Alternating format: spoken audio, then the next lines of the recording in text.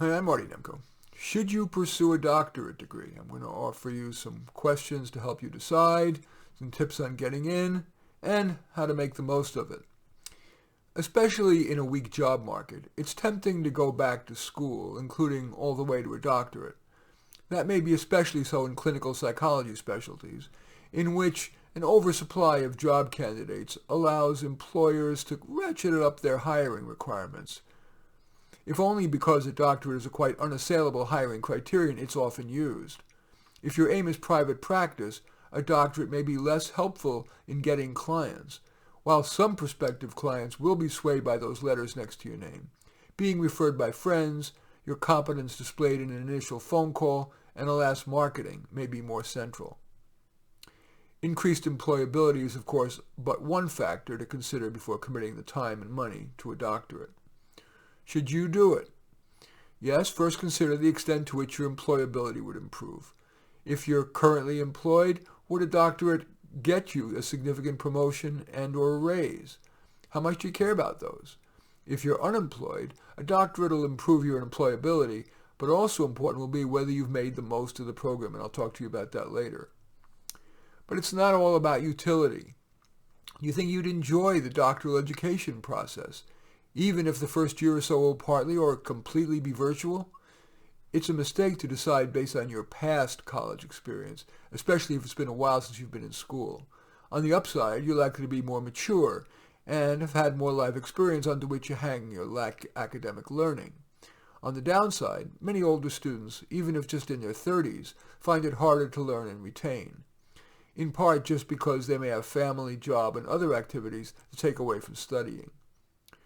Rather than look backward, project forward into the years you would be in graduate school. What's your guess as to how much pleasure you would derive in the process and how well you would do?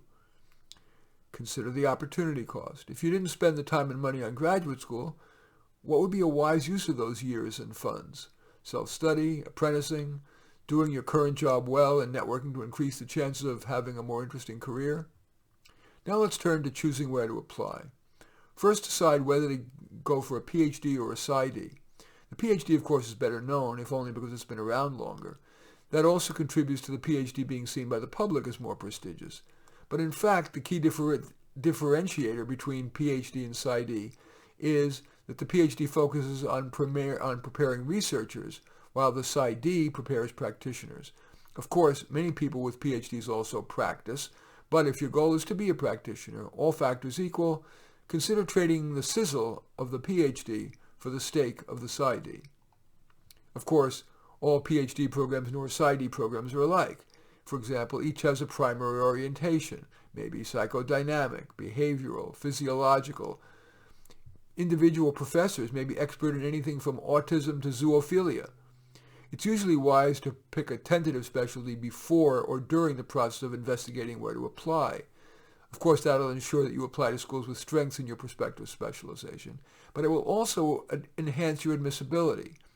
Most programs get many more applicants than they admit, and a key selection criterion is the extent of fit between the program's strengths and the student's desires. So if you've thought it through in advance and can articulate that in your application, that will enhance your admissibility.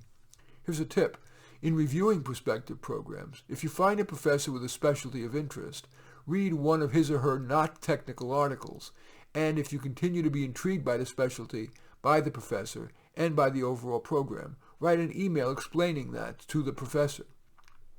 Ask if you might chat during office hours to discuss the program as a prospective student. At such a discussion, if it goes well, you might even say you'd be honored to become that professor's advisee or even research assistant. Many professors crave acolytes, if only because they provide free or cheap labor on their research projects. Now let's talk about making the most of the program. Your advisor is key. Perhaps as important as the professor's specialization is his or her desire and ability to mentor you and to open career doors for you. If you're not happy with your advisor, change. Usually the earlier the better, so that there's less resentment and more time to bond with your new advisor. There's no need to be monogamous. Try to establish relationships with one or more other faculty members. During office hours and via email, ask them thoughtful academic and career questions. Adapt the assigned papers and projects to suit your career goal and your personal interests. Usually the professor will grant your request if it's reasoned. And of course, select topics for your oral and written exams and your dissertation that would enhance your career prospects. Fieldwork is key. If you're aiming toward a clinical rather than research career, it's especially important. If you don't like the placement or supervisor, request a new one. Sometimes you can even search out and propose a great fit that you've unearthed on your own. In a crowded field like psychology, success typically requires differentiation from the horde, and a doctorate in which you've made career-building choices can be a great way to do that.